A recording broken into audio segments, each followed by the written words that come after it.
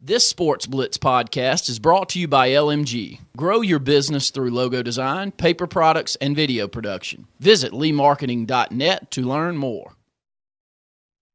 Alabama Blitz, Luke Robinson here, back with Sports Blitz Live. I want to thank everybody at Bradbury Medical Center, including Mike Bradbury, for sponsoring the Bama Blitz. Certainly a big week for Alabama last week as they got a commitment on Friday at noon from Ronnie Clark, the versatile high school star. Four-star by most accounts on Rivals and on Scout. 6'3", 210 pounds, going to be a big safety at the next level, maybe a smaller linebacker. Whatever he's going to be fantastic. I think this kid is a great prospect, one of the top 4 or 5 kids in a talent-rich year for the state of Alabama. So Ronnie Clark, be sure and look out for him. I think his team, he will take his team far into the playoffs.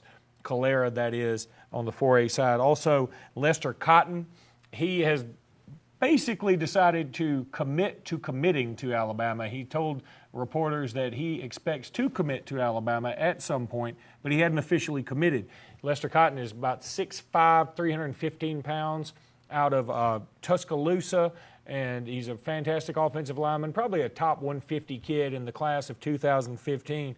One other recruiting note this weekend, Matt Elam, the mountain of a human being from Kentucky, will be at the Alabama-Kentucky game. He is absolutely huge, phenomenal player. He will be at the Under Armour All-American game.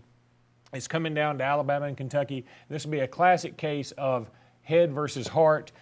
Of course, he's from Kentucky, so he's got a lot of ties there, but you can tell that if Alabama were a little bit closer, this thing would already be over.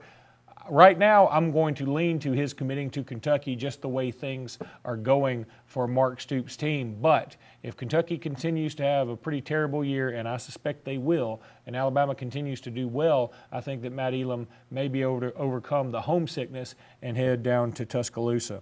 Let's talk about the game this past weekend. Blake Sims comes in for A.J. McCarron.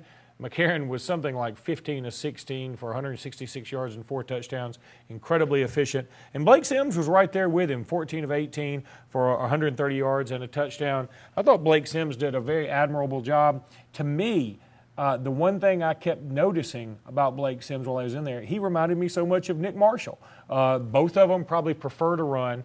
Both of them have trouble with the intermediate pass. They throw it so hard, even from short distances, that it's very difficult to hang on to. So I think both those players show a lot of similarities.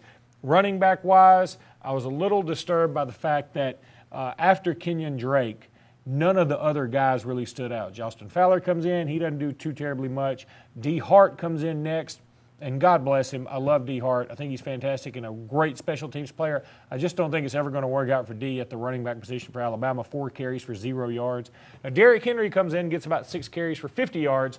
But the thing about Derrick Henry, he still doesn't show that burst you want out of a running back. I was talking to somebody earlier today. Under Nick Saban, you've had Coffey and Ingram come in to help Coffey. Then you've had Trent Richardson come in to help Ingram.